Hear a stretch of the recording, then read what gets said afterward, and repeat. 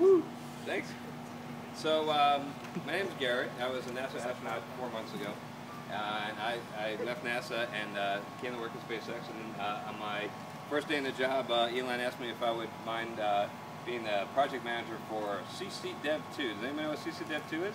Yeah. Oh wow, you guys, that's awesome. So that's one. I know, but that's awesome. CC Dev 2 is a program with, it's a project run by the Commercial Crew office here at KSC. And what it's really all about is trying to get a commercial company ready and able to carry people into space. And so we got a good head start because we've got the Falcon 9 rocket and the Dragon capsule, which were designed from the very beginning to carry people. And designed in very technical ways to carry people. For example, the factor of safety that was designed into the Falcon 9 rocket was 1.4 for structural elements, and you don't have to do that to just launch a satellite. You can actually use a much smaller factor of safety and save money, but we didn't, because we want to carry people. The number of the redundancy in the avionics, we plan to have 3 strings of avionics so that the vehicle can be human rated. Again, you don't need that to carry satellites. And that means backup systems. Redundancy means if the first system fails, you have a second and a third. So, right, so if you look also at the Dragon capsule, you'll see it's got windows. I never met any cargo that needed to look out the window. So there's lots of things we've been doing from very, very beginning, which makes my job really easy, because what my job is to convert this cargo ship into a ship capable of carrying people. And the biggest thing that's missing that people tend to like is a launch abort system. So the ability to get away from the booster rocket if something's happening bad on ascent.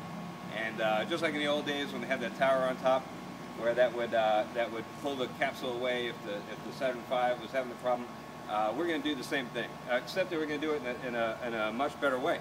What we're going to do is we're going to mount those engines on the side of the capsule, so they push the capsule away rather than a tractor system that pulls the capsule away. And the nice thing about that is you can use it again. You don't throw it away.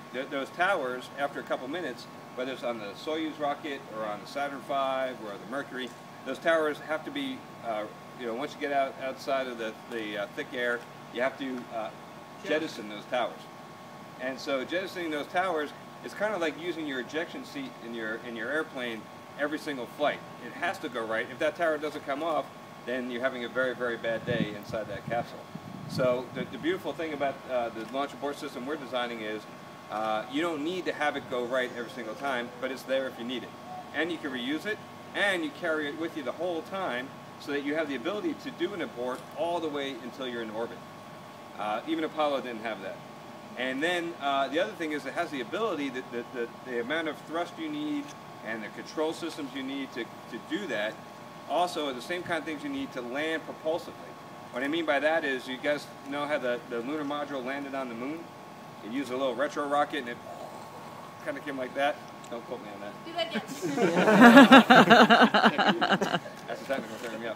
So we're going to be able to do the same thing here on Earth using the engines that we would have used for an abort. If you're having a nice flight up and everything's going well, you can use those same engines to land, and then you can take this Dragon and land it like on an area of a helipad, which will make a nice gentle return to Earth. So that's the main focus of what we're doing now, but we're also looking at all the other things you need for people, like life support systems. People like, less carbon dioxide, more oxygen in their air.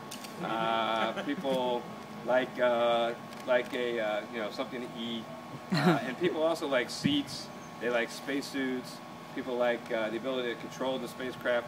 So that's all the other things that we're working on right now concurrently with the launch abort system, and that's what keeps me busy when I'm not at Tweetups.